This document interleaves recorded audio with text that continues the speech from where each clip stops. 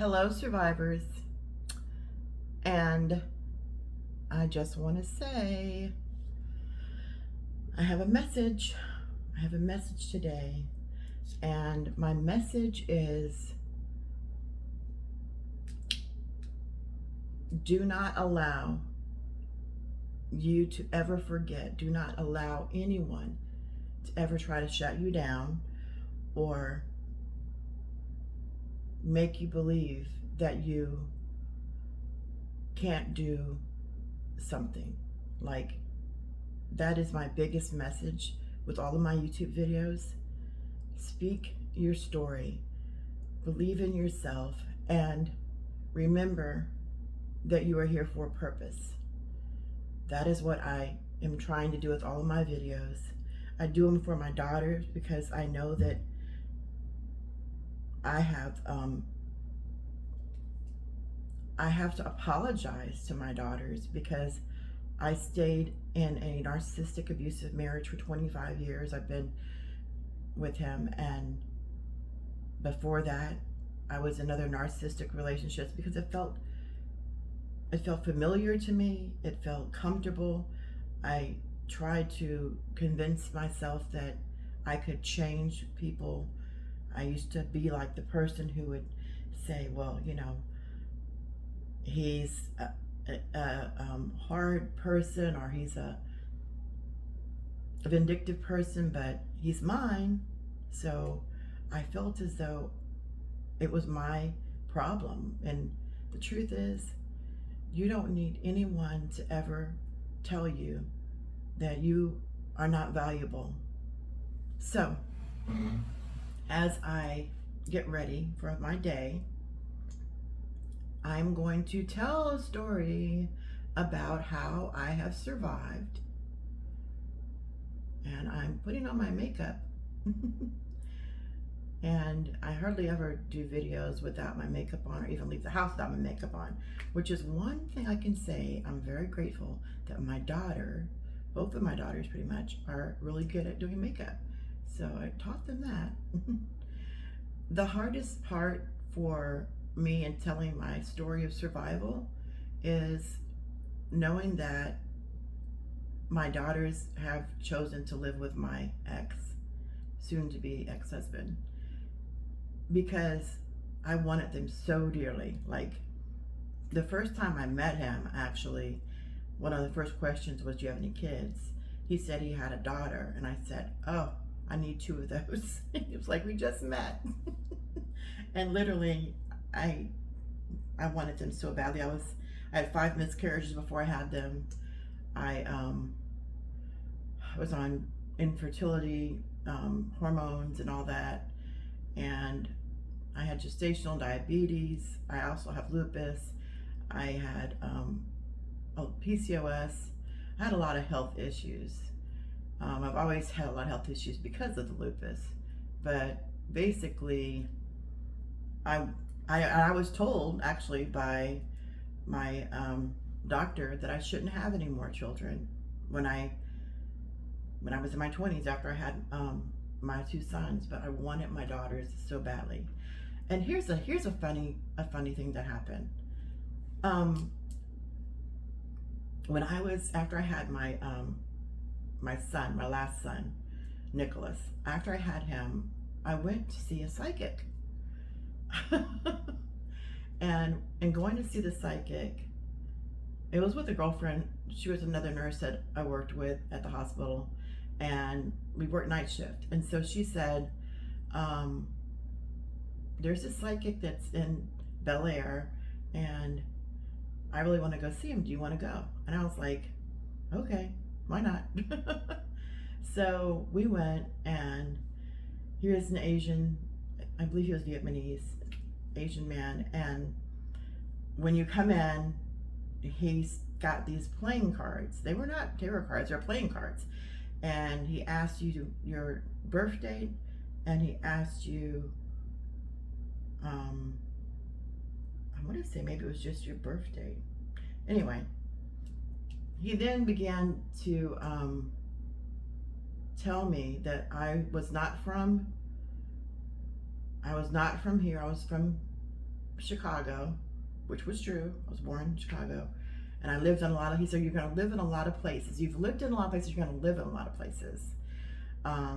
You'll travel. And he said, I see 3 marriages, and you will have 4 children, and he said you will have financial independence and financial success, but it will take a long time to get to that point. And he said I will have different careers. And anyway, I was going through a divorce at the time, like I said. And so I said to him, I said, so I'm going to have 3 marriages. And he said, yeah. So I thought, okay, I'm going to get married again. And you said 4 children. Because he asked me at the end, he said, you have any questions? And I said, yeah. When you say 4 children, I mean I'll be pregnant 4 times? And he said, I said children. I tell you, you will have 4 children. And I said, oh. And he goes, 2 boys, 2 girls. Okay. I was like, good. So for me, I was just like, okay. Very pleased to think that I'm going to have my 2 daughters. So I always knew I was going to have 2 daughters. He also said, be very careful of lawsuits and be very careful of car accidents. And the weirdest thing was, during the divorce, like probably, I want to say a couple months after this, I had a Mercedes, and I had an accident in the Mercedes and totaled the Mercedes and hit, and I was at a stoplight. My son threw his bottle. When he threw his bottle, it startled me, and I hit the accelerator, and I ran into the cars in front of me. That car ran into the car, and so on and so on. So it was like horrible, and I thought I had insurance, but my ex-husband had stopped paying for my car insurance. So anyway, he had told me, my ex-husband, you're going to be in a worse hell than being married to me. And it was not having car insurance, and not having the understanding of what to do with the car. So the next husband I had, got to have that. I told myself I'm not going to ever marry anyone who doesn't know anything about cars and who's not going to take care of those things, because I need them taken care of, which my husband has done for 25 years. So me trying to take care of things like that is one thing that, yeah. My second husband, yeah. So, okay, back to my story. So let me just say this. When I met my husband, I was determined to have my daughters. I was determined to be pregnant, and I really didn't even think about the marriage part, but I did feel like no matter what, I think I was about 28 when I met him, and I knew if I'm gonna have 2 girls, I need to get on the ball and have So when I met him, I was like, I want to have daughters. Let's start. I said, no matter what happens, I'm trying to have daughters. I'm trying to have these babies. And I even, like I said, I saw a picture of his little girl, and I said, oh, give me one of those. I want 2, please. So he was like, my husband was very much like, there must be something wrong with you, because, you're so determined to have this family. And I was so determined. I wanted to be settled down. I wanted to have a home where my sons and my soon-to-be daughters would have peace. And I wanted to be a mother to his children. So I loved being a mother. But let me tell you, today is my birthday. I am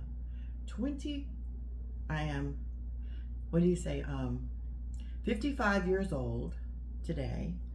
And I have survived so much that yesterday I was feeling pretty sad. My daughter is here visiting, and I have missed my older daughter, both my older daughters. I have missed them. When I say both, I mean my stepdaughter as well. I have missed them, and I've loved them. But the one thing I know is, with girls especially, I wanted them to love their daddy. I wanted them to have a relationship with their daddy. So a lot of it I can say is my fault, because when I saw things happening that I should have left, I should have been like, okay, this is not right. This is not good. I stayed, and I didn't want to break up the family. Once it got to the point where I could not stay anymore, I wanted my daughters to go with me, but they wanted to stay in their home. So for me, yesterday was hard because I kept thinking, here I am, 55 years old, getting divorced, divorcing a narcissist who I already know is going to take me through the rails, you know. But back to my story. So let me just say, it was very difficult for me to leave. And what happened was, I noticed that money was being transferred out of the account that he had. We had an account where he would put money into an account for myself and the girls.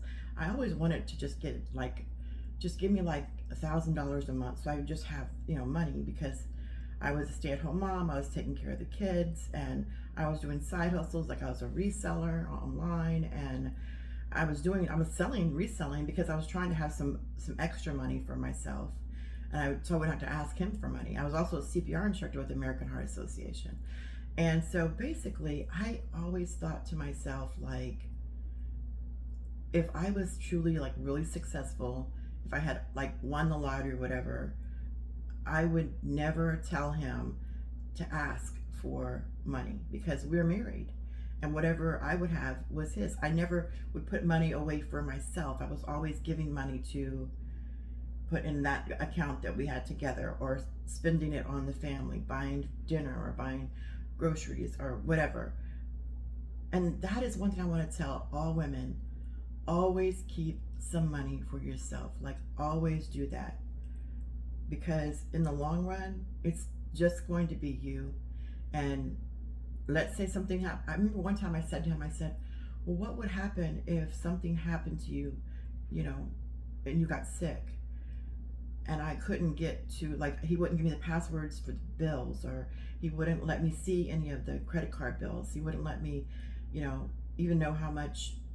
I remember one time I wanted to change the energy company, because, you know, someone told me it was a better energy. He said, well, you're not paying the bill. Why do you worry about that? And I was like, okay. But I mean, it would become a huge, gigantic argument if I talked about the bills or talked about money, because he kept saying that I can't balance a checkbook. I don't know how to do this. And the truth is, it was nice not having to worry about the bills. But when I finally went to the bank, and this was, like I said, a couple of years ago, like 2021, and I saw there was over $100,000 in one account that he had that I could not get access to. And then my account, there was like $20, the account that I was transferring money to. And I would always ask him, can I have some money for gas? Can I have some money to get some food? Can I have some money to buy something for our daughters, or, you know? And he would transfer money. Like, for my birthday, he would give me $100 and say, go get your nails done. You know, right now I need to get my nails done. But when he would love bomb me with a Mercedes, or, you know, anything, jewelry,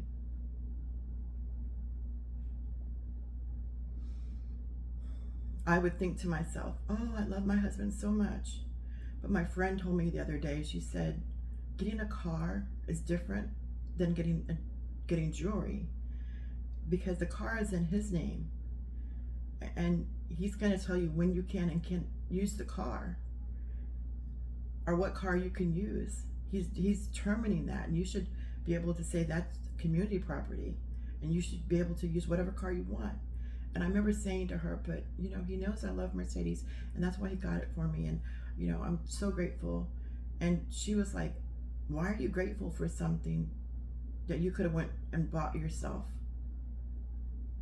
I said, well, I couldn't have bought it myself. I don't have the money. And she said, his money is your money. So if he makes $300,000 a year, you make that. Anyway, that was an argument I could not have with my husband because I wanted to be grateful. And I thought, if I'm not grateful, then it's not going to be good. You know, we'll have a big argument. Anyway, back to my story and why I left. So I loved my daughters. I stayed because I didn't want to break up our family. But it was Sunday, and I want to say it was September 28th,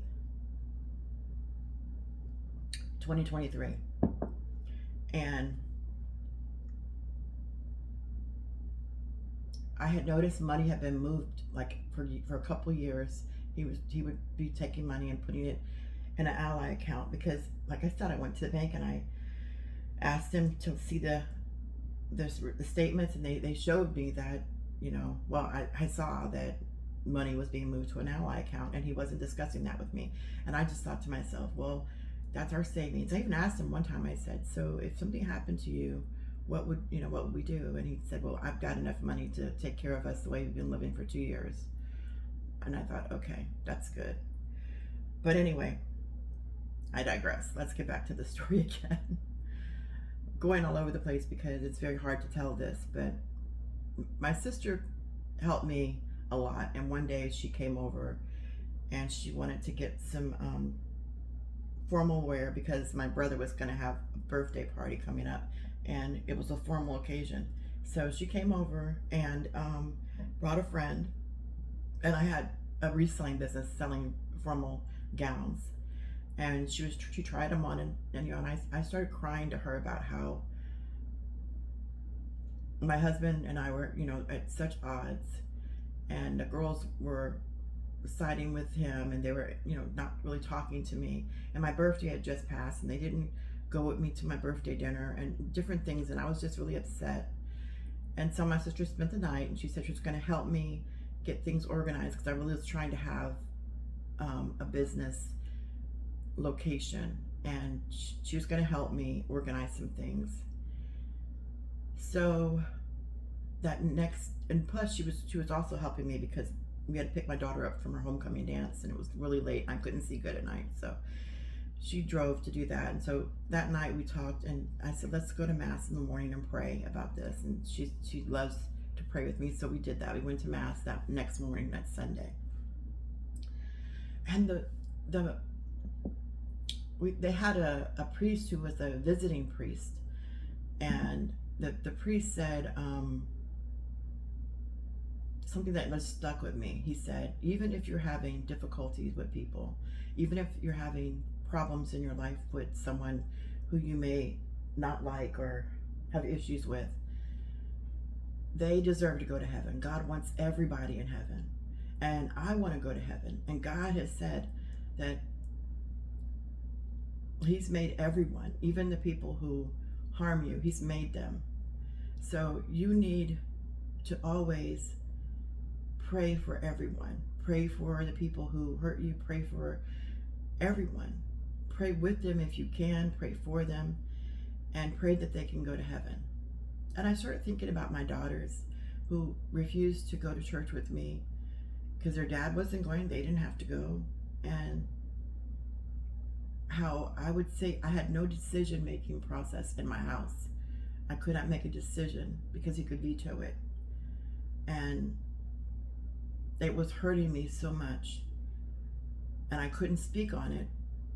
And whenever we'd get into a fight, I would just leave. I would go to a hotel. I'd go to my mom's. I'd go to my sister's. I would run away from the problem. And I wouldn't face an argument because I was so intimidated by him. So I thought to myself, I'm going to pray with my family. I'm going to go home and I'm going to make them pray with me. I mean, we need to pray together. So we got back to the house, and when I got back to the house, I told Robert, I said, I want you to come in here with me, and I want the girls to come in here with me, and I want us to pray. And he was like yelling and screaming no. And I thought maybe since my sister was there that he would not behave this way. I thought because my sister was there that maybe my daughters would say, yes, okay, we'll pray with you. And they were like, no, no, no, we're not going to pray with you. And I was so hurt because my intentions were really good. I was so upset. So I was just like, okay, I'm leaving. I'm gonna, go to my mom's or whatever. So I went to get a suitcase, and my sister was trying to talk to my daughters and talk to my husband and just, try to calm them down because they were screaming and hollering at me. And, I can't force my religion on them, and, I can't force them to respect me, and, so I went to my closet. I grabbed a suitcase and I just filled it up with some stuff, and I grabbed my keys. I went to the car and I lifted up the garage door, and I was getting ready to back up, and my sister's car was parked right behind my car, and I thought, oh great, I can't leave because my sister's parked there. So I go back in the house. I tell my sister to move her car. She's like, I'm trying to talk to Grace and Destiny. I'm trying to talk to them. So she's trying to talk to my daughters, and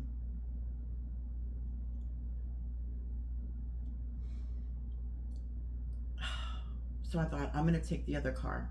We had 5 cars, so I decided I was gonna take the other car that I always drove, which is the Infiniti QX60. So I went to take that car, and I went to try to open it, and it wouldn't open. And I went to look at my keys, and the fob, the key was not there. Now with my nails, I cannot take keys off of the key ring. I can't put them on, I can't take them off. So someone had taken my keys off the key ring, and I was like, what? Who took the keys off the key ring?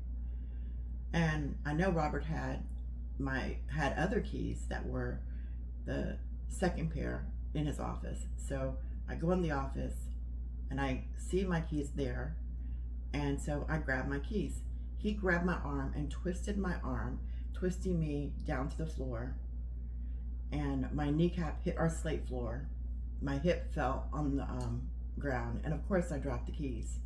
And he started screaming at me that I'm not gonna steal his car. And the girls came down because I was in pain, yelling. And then he started saying that I was trying to steal his car. I'm trying to steal his car. I'm trying to take his keys. And I'm like in shock. And adrenaline hits me. I grab my phone. I call 911. And they're yelling at me, don't call 911. Don't call 911. And the 911 operator says, go to a safe place. I can hear them yelling in the background. Can you get out of there? And I said yes. So I left and I went to my neighbor's house. My neighbor's husband, who was he was a chief of police in another county, and she was a therapist, and we were friendly. So I went to their house, but they weren't home. But they saw me on the ring when I pressed the doorbell, and they said, just go in our backyard and we'll be home soon. So I went to their backyard and I started crying. And then they came home and the police came, and the wonderful police officer, this wonderful man and a woman came, and they saw that I had some scratches and some bruises, and also I had some pain in my hip and pain in my knee and my arm. But what I was mostly concerned about was my daughters, and I was mostly wanting my husband to leave. And so this male police officer said, okay, I want to know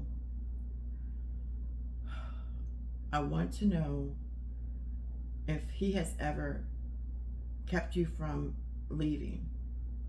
And leaving before. And I said, well, he wasn't keeping me from leaving, he was keeping me from taking the car. He said, well, if you need to leave, why couldn't you take the car? And I said, because, you know, he decides what car that I can take. And he said, well, it's a community property state in Texas, so you do not have, he doesn't have the right to tell you you can't take a car. You don't have to, like, and I said, no, I can't. And he says, does he ever withhold money from you? And I said, well, his money, and he says, community property, so, you know, you have to have access to that. And I said, well, I don't have access to that.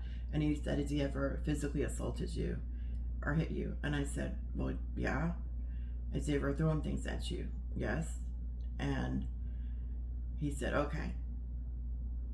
And he also was asking me if ever kept me away from other people, like friends or family members. And I was like, well, no, he doesn't like me. He says that you don't need to have, or he doesn't need to have friends. That why do I need to have friends?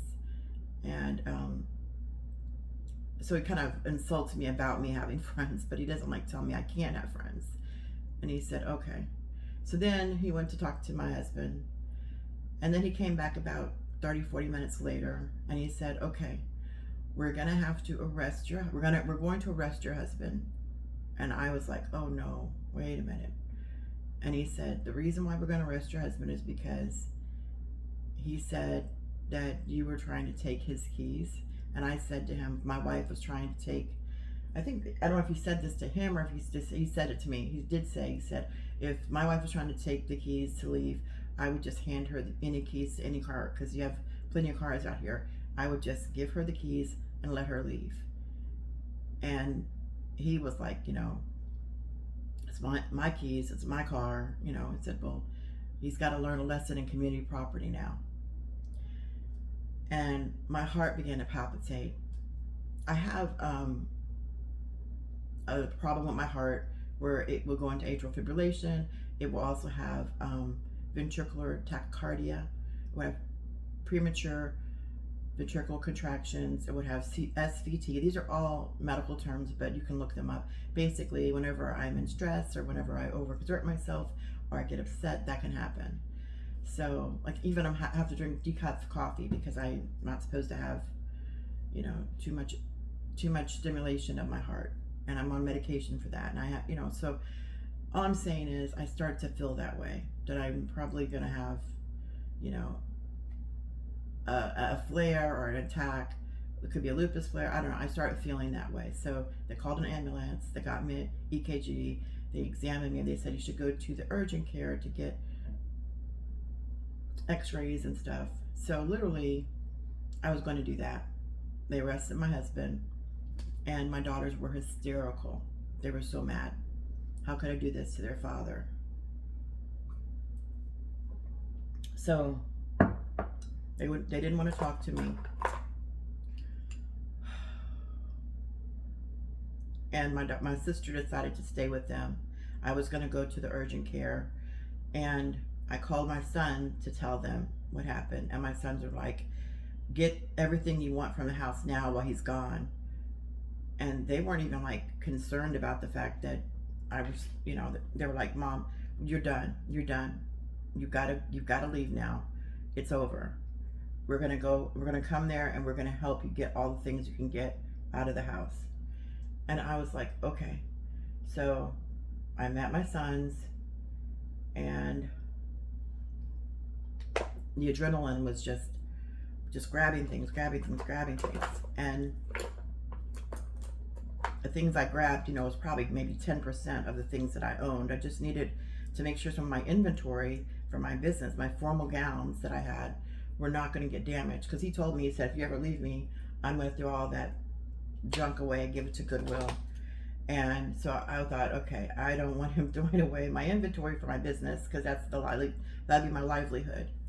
So I went ahead and grabbed as much as I could grab, then went with my sons. And I did not realize that was going to be the last time I was at my house, because after that, he said that anyone who tried to help me or anything, he was going to make sure they went to jail, and I needed to have my turn to go to jail because he was falsely accused of physically assaulting me, because in his eyes he was defending himself while I was trying to take his keys. So that was my story. The good news is I survived, but I cried horrifically almost every day, every night when I was homeless, staying at hotels, staying with family, couch surfing. And everyone kept saying, it's gonna be okay. As soon as you take this to court, you know, it's gonna be okay. Well, I didn't feel like it was gonna be okay, because the only thing that mattered to me really were my daughters. And they love their dad, and I get that. And the sad part is, you know, I am the reason why they have this relationship with their father. And I just don't want them to ever think that it's okay. This behavior is not okay. I kept telling them, you know, we're married. When you're married, you may go through things, but, you know, you shouldn't yell at people. You shouldn't do things to harm someone you love. And I would say that to them all the time. And that you shouldn't have anyone who insults you and you love them. You shouldn't be in relationships like that. And when I would see them having people or being in relationship with people who would do that, it would make me so angry, because I wanted them to be respected. I wanted them to be loved. I wanted them to be cared for passionately, but also empathetically. And I wanted them, most importantly, I want my daughters to be married and have a husband that they could pray with, because that is the most important thing, that you can go to church and you can have a relationship with God with your spouse. And that was my mistake. I thought I could pray for them. And if you don't marry someone who is a believer, who goes to mass with you, who spends time praying with you, then you're not going to end up having a good relationship. That's just how I feel. You're not going to have a good relationship if you don't have that. So all I can tell you is it was a hard time being alone. It was a horrific time. And still it's hard. But I survived. I am now 55 years old. I've spent 25 years in a relationship with someone who did not deserve me. And I can say now, I survived it. I survived it. So that's my time. It's my birthday today. And I'm going to have fun. And I'm going to celebrate. And then I'm going to try to fight a little bit harder, a little bit stronger for some kind of justice. But at this point, the most important thing for me, and it has always been, is telling my story so my daughters will know that I am sorry. I am so sorry that I did not get out sooner. And it breaks my heart. It truly breaks my heart. But I don't want them to think that I gave up. So I survived, and you will survive. We are survivors. That is what this channel is about. Telling your story and knowing that you can survive. I'm at the end of this divorce. It's 2024. My goal is to survive 2024 through this divorce, and I'm now at the end of the road. We have only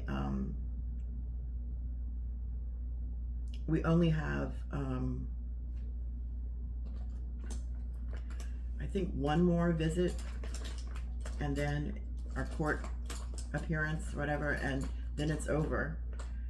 And I really hope that it's gonna be over. But it's not gonna be over for me, as far as I'm gonna continue sharing this story and sharing what's happened to me. I'm gonna write a book. I'm gonna make sure that, you know, one thing that is not gonna happen is I'm not gonna just say, okay, well, this is another, you know, sad story. I think that we all need to talk about it. And I'm going to say one more thing before we end this video. I'm going to say this. I don't think the legal system understands what happens with emotional abuse, financial abuse, sexual abuse, and because it's something you can't see. So I think that, like, literally, that is a big problem.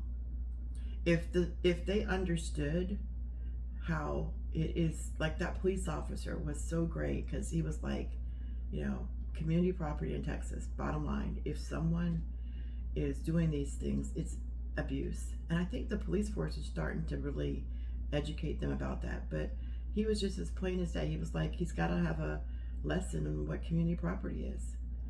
And the fact that he's not sharing his community property, it's against the law, period. And I was just like amazed. I was amazed. I couldn't even understand how I could have done something about that before, I guess. I don't know. But the fact that he got it, that this police officer got it within not even 30 minutes of talking to me. A black man, a police officer, not a woman, got it. And the women that have been involved in my case, it breaks my heart, because I think they're trying to do their job, but the legal system, especially women, we need to understand, like the hashtag Me Too, like narcissism, emotional abuse, financial abuse, this kind of stuff happens to thousands of women. Thousands of women. And it affects you. And it scares you and it intimidates you. And so you don't speak up about it. You stay quiet.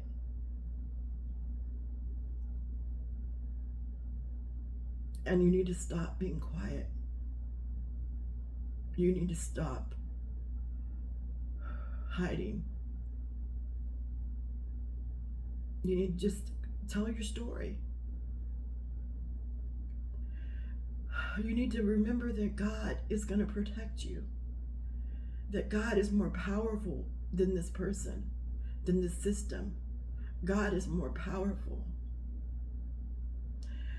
And you want to make an example for your daughters so they don't end up in this situation. Your sons too, because there are men that go through this as well. You want to make a difference in your life. You want to leave this world knowing that you did something purposeful. Well, anyway, that's what I want to do.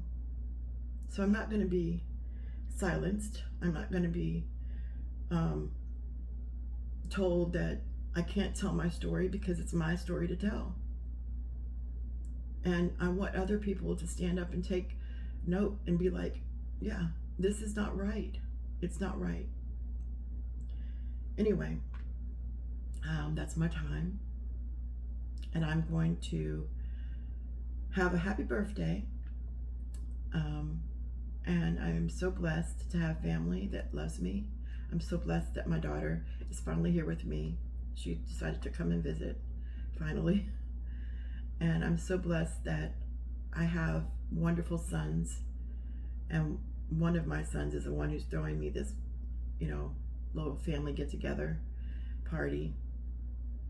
And I really appreciate him, because he has been here through it all. He has been here through it all, through all the intimidation from my husband, to all the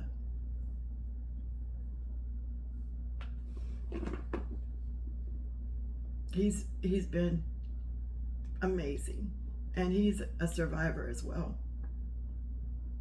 Him and his wife have been amazing, and his wife's mom, my friends Selena and Tina and Cindy and Tana, my sister, my mother, my father, my brother, my son Nick, who also has been phenomenal, paying my phone bill. I can't afford it. My landlord. But my son Jeremy and Alexis have been phenomenal, making sure that I get therapy and all the help that I need. So shout out to everybody. Thank you for listening to my story. Thank you for hearing me. God bless you. And have a great day surviving. Because every day you wake up, every day you open your eyes, you're surviving. And God loves you.